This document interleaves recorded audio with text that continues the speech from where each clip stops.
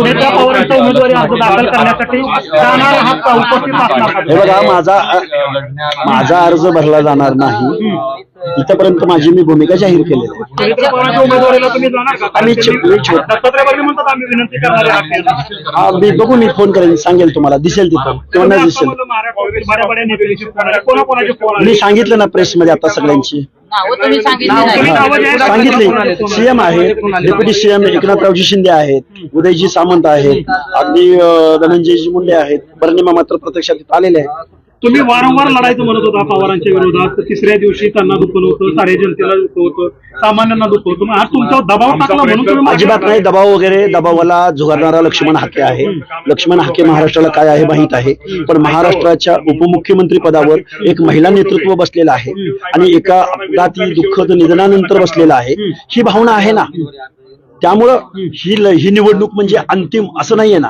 अनेक निवडणुका सुद्धा समोर आहेत आणि अजून पुढे काळ भरपूर आहे ना. गेल्या महिनाभर ही भावना का नव्हती? ही भावना होतीच, ही भावना आजपर्यंत होती. थेट पवारांना चॅलेंज करत होता, गेल्या का करू नये? सांगत होता. नाही, लोकशाहीमध्ये तुम्ही आज माघार का घ्या? अरे राजा हो, लोकशाहीमध्ये व्यक्त होण्याचा अधिकार काढून घेताय का तुम्ही आमचा? म्हणजे आम्ही बोलू नये असं तुमचं काय म्हणणं आहे का? आणि मी कुठलं एखादी शब्द बोलत असेल, एखाद्या वरिष्ठांच्या विनंतीला मान देत असेल, तर ह्याच्यामध्ये एवढं राग आणि एवढा द्वेष दाखवण्याचं काय कारण आहे? महिनाभर म्हणजे लोकशाहीने अधिकार दिला नाही का मला? लोकशाहीनं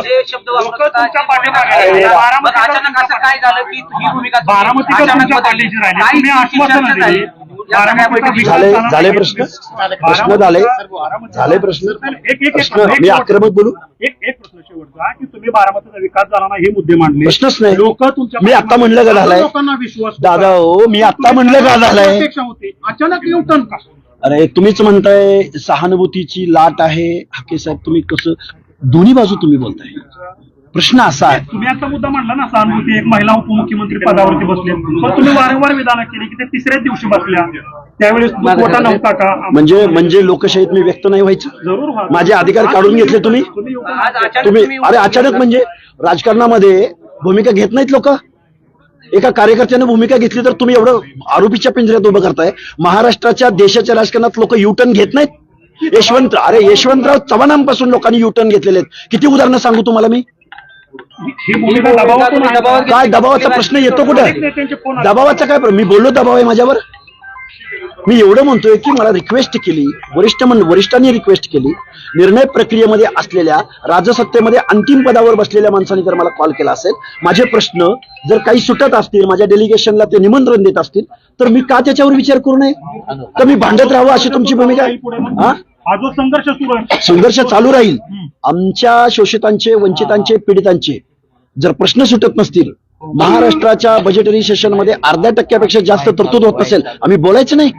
मी एखादं डेलिगेशन घेऊन गेलो म्हणजे मी त्यांच्याशी कॉम्प्रोमाइज केलं असं तुमचं म्हणणं आहे? मी ताईंना पाठिंबा दिला, एका महिलेला पाठिंबा दिला, महाराष्ट्राच्या उपमुख्यमंत्री पदावर असणाऱ्या एका महिलेच्या रिक्वेस्ट कॉलला मी सकारात्मक प्रतिसाद दिला. याच्यातून मला खलनायक ठरवताय तुम्ही? बारामतीचे काय प्रलंबित प्रश्न आहेत ते सोडवण्यासाठी पुढे तुम्ही अरे मी आंदोलक म्हणून कार्यकर्ता म्हणून लोकशाहीमध्ये विरोधकांनी बोलायचं नाही, विरोधकाची स्पेस भरून नाही काढायची, सत्ताधाऱ्यांच्या मनमानीला बळी जायचं असं तुमचं म्हणणं आहे?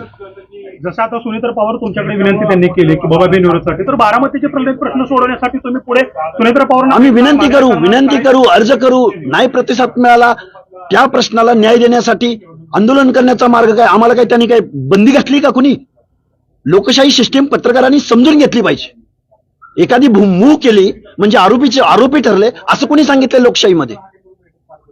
तुम्ही निवडणुकीतून माघार घेतली आहे, सुनेत्रा वहिनींच्या प्रचाराला फिरणार आहात का बारामतीत? हे बघा, ते मी ठरवेन. माझा आत्ताचा विषय काय आहे की मी अर्ज भरत नाहीये, हे वास्तव आहे.